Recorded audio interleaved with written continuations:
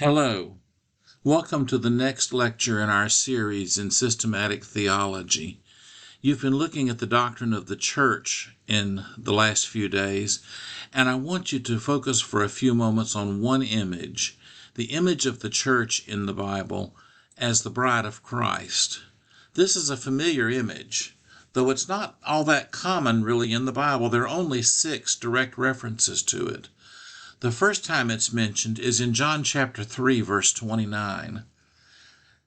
John says, "He who has the bride is the bridegroom. But the friend of the bridegroom who stands and hears him rejoices greatly because of the bridegroom's voice. So this joy of mine has been made full." That's John the Baptist speaking. What he means is that the people who gather around Christ, who come to Christ, who have faith in Christ, these are the bride of Christ. He is simply the friend of the bridegroom, the friend of Jesus Christ. And the church is the bride of Christ. John the Baptist is the first one to point that out. It comes up again in Revelation chapter 19, verses 7, 8, and 9. Let's look at verses 7 and 8 first. "Let us rejoice and be glad," the scripture says, "and give glory to him. For the marriage of the Lamb has come, and his bride has made herself ready. It was given to her to clothe herself with fine linen, bright and clean, for the fine linen is the righteous acts of the saints." That's an important passage. We are the bride of Christ, and we're to clothe ourselves in righteous deeds. That is the wedding gown of the bride of Christ. Let's look at verse 9 here. "Then he said to me, Write, blessed are those who are invited to the marriage supper of the Lamb." The marriage supper of the Lamb.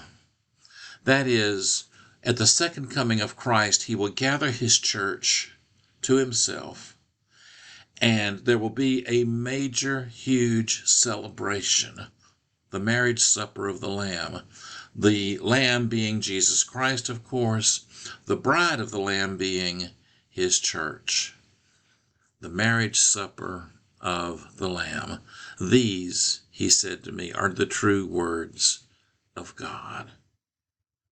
Let's look at one more here for just a second. Revelation chapter 21, verse 2. "And I saw the holy city, New Jerusalem, coming down out of heaven from God, made ready as a bride adorned for her husband." Okay, the New Jerusalem coming down out of heaven from God, made ready as a bride adorned for her husband. You say, well, Dr. Smith, isn't the New Jerusalem a literal city that God will provide? I don't think so. I think it really is the church. Let's look for confirmation down in Revelation 21, verses 9 and 10.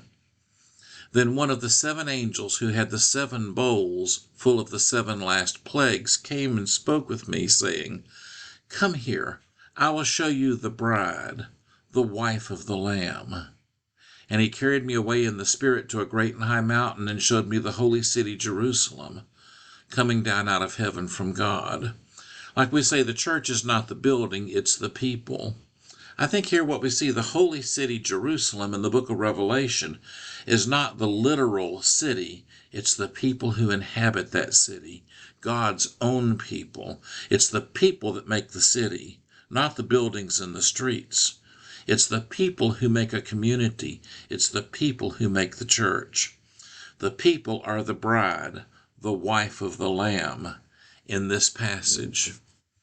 So you see, the bride imagery, while there's very little of it in the Bible, is very rich imagery.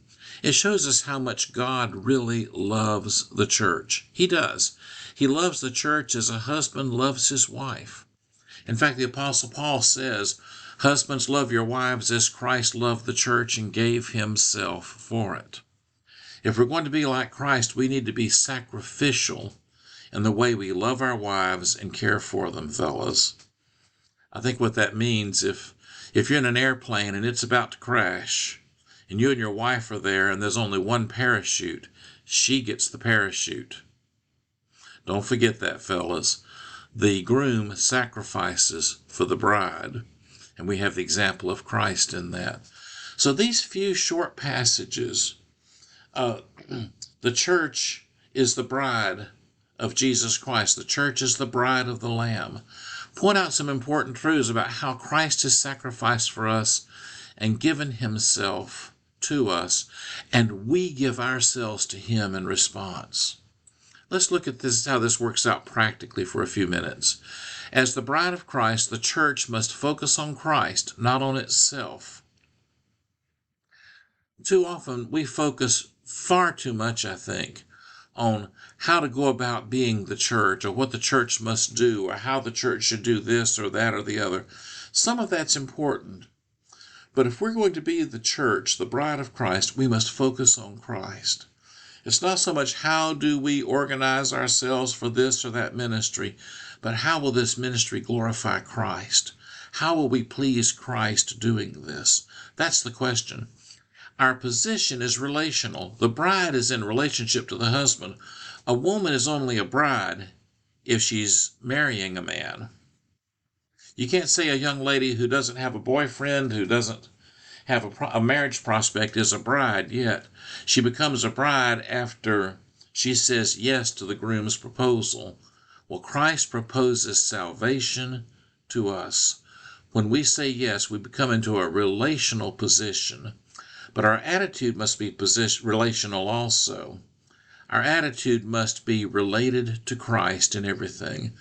The important thing is that we please Jesus Christ with every ministry we do as a church. We're not here to please the world. Let's find a ministry the world will find attractive, and that'll get them into the church. I don't know that that always works well. And even if it does, we're not pleasing the world. We're doing it to please Christ. Keep that in focus. We're not here to please the denomination. We're not here to please any human institution, any human party or faction. We're here to please Jesus Christ. We're here to love him, to adore him, to find things we can do that will make him happy. As the bride of Christ, the church must find its joy in serving Christ too, not in numbers and growth. Oh, we had 500 people join the church over the past 2 years. We're so excited about the growth. Don't be excited about the growth. Rejoice that people are hearing the gospel and responding to it. Rejoice that Jesus Christ is being served. It's not about attendance. It's not about baptisms. It's not about budgets or facilities. Now here's the kicker. It's not even about reaching people. It's about serving Jesus Christ. You busy yourself and the church where you serve about serving Christ. Get busy about loving him, serving him, pleasing him, glorifying him. You'll reach people. You'll baptize people. You'll have a growing budget. You'll have everything you need, because our purpose is to serve Christ, not to make ourselves bigger, fatter, stronger, and more influential. Remember, the church is first and foremost not an institution, but a lover. We love Jesus Christ. What sets a church apart from every other institution? The church loves Jesus Christ. A church can do a lot of good works, but if we don't love Christ, if we don't talk about Christ, if he's not the focus of it, what's the point? We're just like any other social service organization, any other agency that goes out there and does works in the world. We don't want to be that. We want to be uniquely focused on Christ. We need to be emotionally involved with Jesus. That should be the primary relationship we have as a church. Our whole congregation needs to be engaged with Jesus. So the bride imagery reminds us of how great God's love is for the church. It reminds us also that we're not just individual Christians. Our spiritual lives have meaning, mostly in the context of participation in the church. We're part of a much bigger thing than me and Jesus, something much more important. And finally, that should be on here, The bride imagery reminds us of how great our love should be for Him. We should love Jesus Christ with all our heart, give ourselves to Him, focus on pleasing Him, and in every way be the bride that will make Him happy, the bride that He deserves. And if we do that, we're doing well.